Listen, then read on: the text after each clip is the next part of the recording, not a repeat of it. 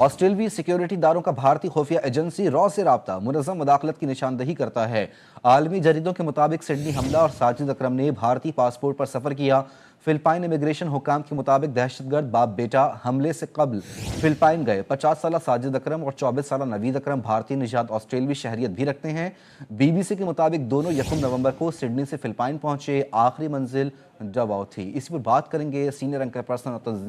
تجزیہ کار تنزیلہ مظہر نے ہمیں جوائن کیا ہے۔ تنزیلہ، جس طرح کے انکشافات ہوشربہ انکشافات سامنے آ رہے ہیں کہ بھارت کی ریاستی دہشت گردی اب صرف وہ پاکستان اور کشمیر تک محدود نہیں رہی بلکہ خطے کے دیگر ممالک کو بھی اپنی لپیٹ میں لیا، پھر یہ ریاستی دہشت گردی اور کینیڈا تک جا پہنچی، اس کے بعد یورپی ممالک کو بھی اپنی لپیٹ میں لے چکی ہے۔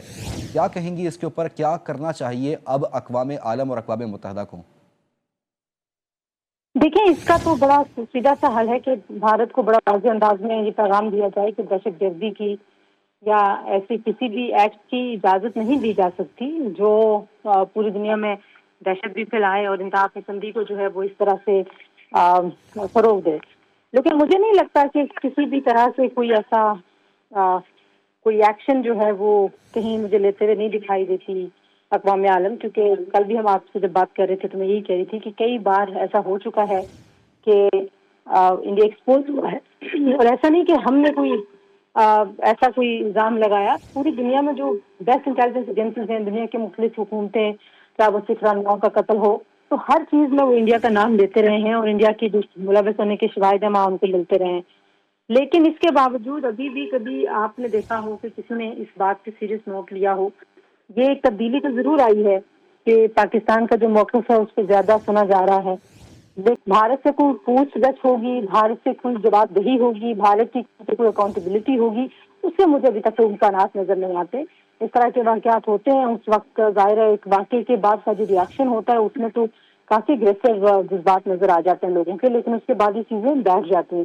پاکستان تو مسلسل دیکھیے دہشت گردی کا شکار ہے، جو بھارت کے ملوث ہونے کی وجہ سے ہے، جو بھارت کے اسپانسرڈ گروہوں کی وجہ سے ہے، اور بھارت کی ہم نے کئی نیٹ ورک پاکستان میں پکڑے ہیں اور شواہد دنیا کے سامنے رکھے ہیں، یونائیٹڈ نیشنز تک کو ہم نے ڈوزیئرز بھیجے ہیں۔ لیکن اس کے باوجود بھی ابھی آپ دیکھیے کہ اب یہ باقی دنیا میں جب کچھ ہو رہا ہے تو پاکستان کا کیس تو اور مضبوط ہو جاتا ہے، لیکن کیا دنیا اس سے کوئی ایکشن لے گی؟ اس سوال کا جواب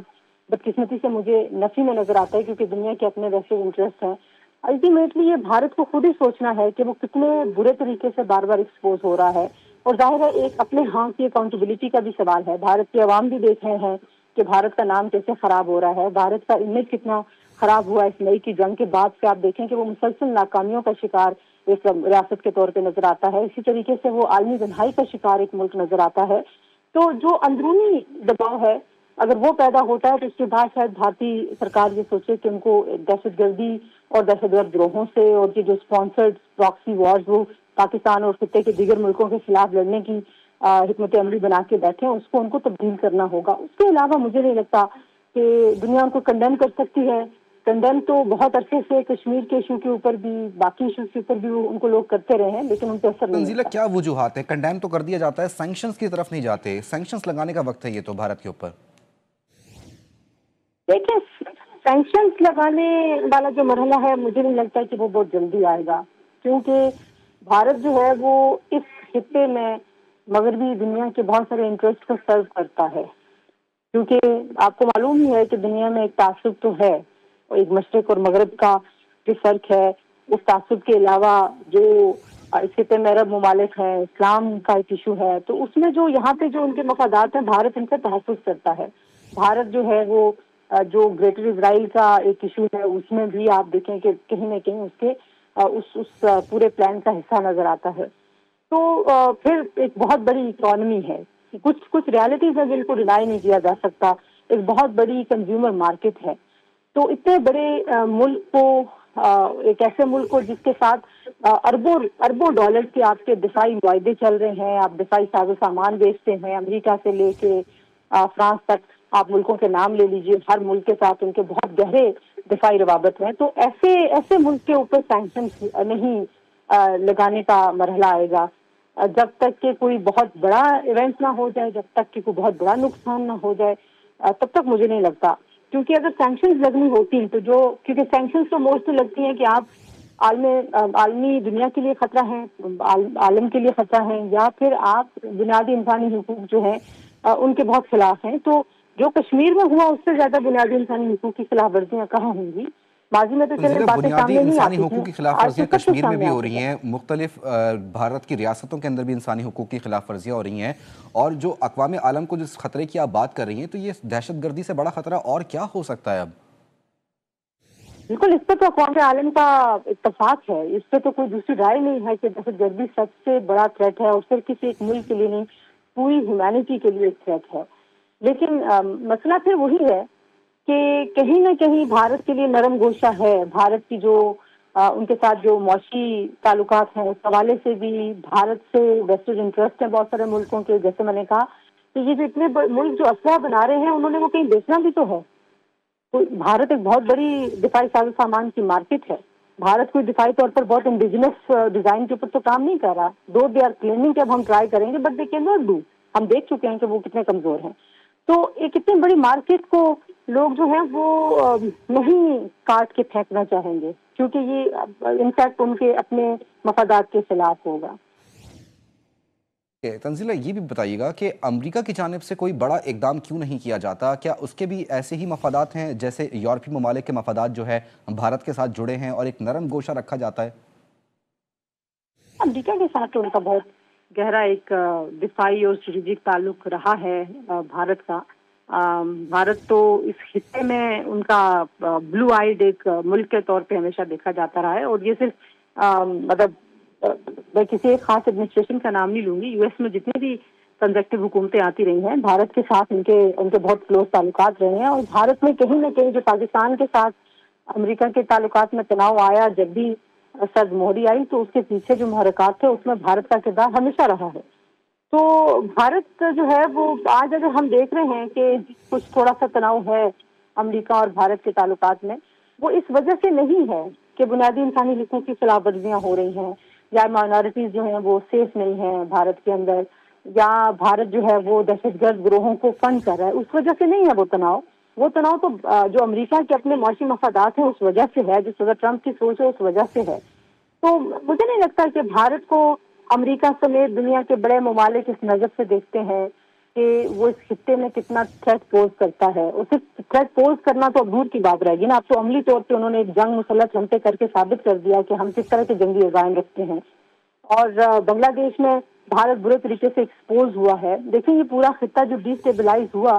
اور یہ ڈی اسٹیبلائز رہا 1971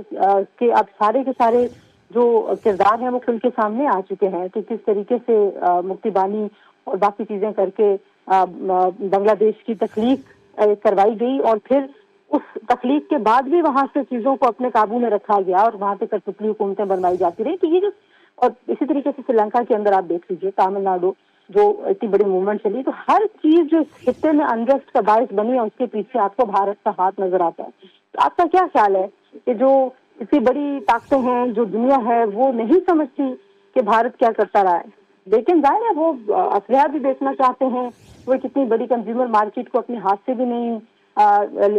جانے دیتے۔ تو دیکھیے کہ جو ایک انڈیا کی ایک بڑی کامیاب بہت عرصے تک ڈپلومیٹک جو ان کی سکسیس ہے وہ تو رہی ہے اپنی جگہ پر قائم، اور ہمیں اسٹرگل کرنا پڑ رہا تھا۔ یہ تو اب ہوا ہے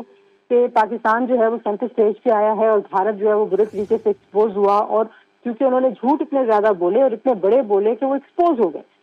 تو مطلب اب سب کو پتہ تو ہے، اب وہ یہی ہے کہ آپ چور کو چور ہی کہتے رہیں گے، اس کو سزا نہیں دیں گے تو وہ چور کی چوری سے نہیں رکے گا۔ میں آپ سے یہ بھی جاننا چاہتا ہوں، ٹیررزم تو ایک طرف، بھارت کی جو حالیہ دہشت گردانہ کارروائیاں ہیں دیگر ممالک کے اندر، اس سے ایک کانسیپٹ، ایک پرسیپشن جو ہے وہ یہ بلڈ ہو رہا ہے کہ سیکریٹیرین ٹیررزم کو جو ہے وہ پروموٹ کر رہی ہے بھارت کی ریاست نریندر مودی کی سرکار۔ دیکھیں ان کا تو بڑا واضح ایک انداز ہے، وہ ہندوتوا پالیسی کو لے کے چلنا چاہتے ہیں، اور اس کے تحت انہوں نے بھارت کے اندر بھی آپ دیکھیں کہ کوئی ان سے محفوظ نہیں ہے ان کے شر سے، نہ ان کے سیاسی مخالفین وہاں پہ محفوظ ہیں، نہ مسلمان محفوظ ہیں، نہ ہی آنیسٹلی جو لبرل ہندوز ہیں جو ان کی پالیسیوں کے ناقد ہیں، نہ ہی وہ محفوظ ہیں۔ تو جو ایران کے اندر ہوا، اسرائیل ایران جنگ میں جس طریقے سے موساد کے ساتھ را کا ڈٹ جو وہاں پہ ایکسپوز ہوا، اور جیسے انہوں نے अफगान बाशिंदों को वहाँ पे मोसाद के लिए जो है वो उनको इंटेल किया उस सारे नेटवर्क के साथ, तो वो आप देखिए ना कि ईरान में भी एक्सपोज हो गए। अफगानिस्तान के अंदर अब जो कुछ हो रहा है, और वहाँ से चाइना के जो इंजीनियर्स हैं उनके ऊपर हमले हो रहे हैं, रशियन साइड पे वो देख रहे हैं, ताजिकिस्तान की सरहद पे तनाज़े चल रहे हैं, तो वहाँ पे भी जो इंडिया का इन्फ्लुएंस है और इंडिया की जो इंफिल्ट्रेशन है अफगानिस्तान के अंदर, वो तो बड़ी वाज़ेह है। इस वक्त जो अफगान रजीम है वो मुकम्मल उनके हाथों में खेल रहा है। तो ये तो मतलब खित्ते में क्या, पूरी दुनिया में, और बिलखुसूस जो हमारा खित्ता उसमें तो भारत नहीं कुछ करता रहा है। और मुझे नहीं लगता कि भारत ने अपनी गलतियों से, अपनी नाकामियों से किसी किस्म की कोई उनको कोई सबक मिले हैं, उन्होंने कोई लेसन सीखे हैं। मुझे कोई उनकी पॉलिसी में जरा बराबर भी फर्क नजर नहीं आता। वो घर में इतने ही बड़े झूठ बोल रहे हैं जितने वो हमेशा से बोलते रहे हैं, और बाहर वो साजिशें अपने जारी रखें। ठीक है तंजीला, मैं ये जिस नेक्सस की आपने बात की है भारत की और अफगानिस्तान के, जो नेक्सस अब बनता हुआ नज़र आ रहा है और हमारी दुनिया के सामने भी है कि भारत जिस तरीके से अफगानिस्तान की अबूरी हुकूमत को, तालिबान को सपोर्ट कर रहा है, फंड्स प्रोवाइड कर रहा है, वो कितना बड़ा अक़वाम आलम के लिए एक दहशतगर्दी का एक नया मसला खड़ा कर सकते हैं? देखिए, दहशतगर्दी अगर इस तरह से नर्सर होती रही, अफगानिस्तान की सरजमीन ऐसी इस्तेमाल होती रही और वहाँ पे एक जो छतरी छाया है वो मिली रही दहशतगर्द ग्रोहों को,